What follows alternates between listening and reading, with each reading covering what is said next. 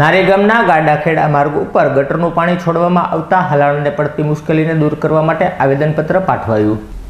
વર્તેજ ગામના નારી બાજુના સીમાડા બાજુ આવેલા સીમતળ વિસ્તારમાં નારીથી વર્તેજ જવાના માર્ગ પર આવેલા સીમમાં આવેલા ગાડાખેડા માર્ગ ઉપર જવા માટેના રસ્તા ઉપર ગટરનું પાણી છોડવામાં આવતું હોવાને કારણે હાલાળને પડતી મુશ્કેલીને દૂર કરવા માટે જિલ્લા પંચાયત બાડા અને કલેક્ટર કચેરી ખાતે આવેદનપત્ર પાઠવી આ મુશ્કેલીને દૂર કરવાની માંગ કરવામાં આવી હતી.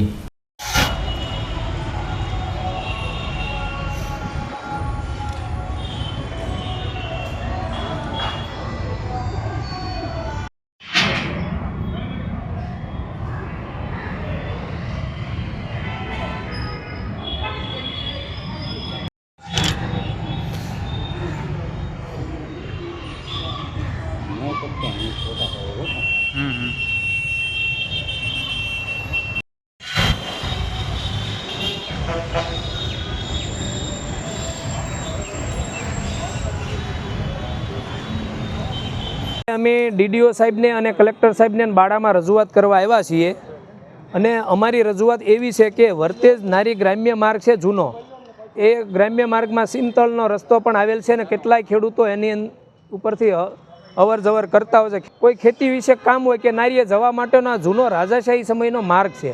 હવે આ માર્ગની અંદર હાલમાં એવી પરિસ્થિતિ ઊભી કરવામાં આવે છે કે વર્તેજ સિત્સર રોડ ઉપર આવેલ સોસાયટીઓ છે, બજરંગદાસ સોસાયટી, સીતારામ સોસાયટી જેવી સોસાયટીઓ છે, એ સોસાયટીઓના ગટરના પાણી પીજીવીએસએલની પાછળના ભાગમાં થાય નાની ખોડિયાર સુધી ત્યાં સામેની સાઈડમાં વાળી અને આ જે રસ્તો છે એમાં ખુલ્લા છોડવા માંગે છે. અને આ કામગીરી જિલ્લા પંચાયત બાડા અને વર્તેજ ગ્રામ પંચાયત મારફત કરવાની છે. પણ જો આ જે રસ્તો છે એને વેણ ક્યાંય અને જો એની અંદર જો ગટરના પાણી ખુલ્લા છોડવામાં આવે તો ખેડૂતોને પારાવાર નુકસાની થાય એમ છે, ખેડૂતોને આવવા જવાની તકલીફો પડે એમ છે, કોઈ સાધનો નહીં લઈ જાય છે, 80 થી 100 ખેડૂતોની ત્યાં વાડી ખેતરો આવેલા છે.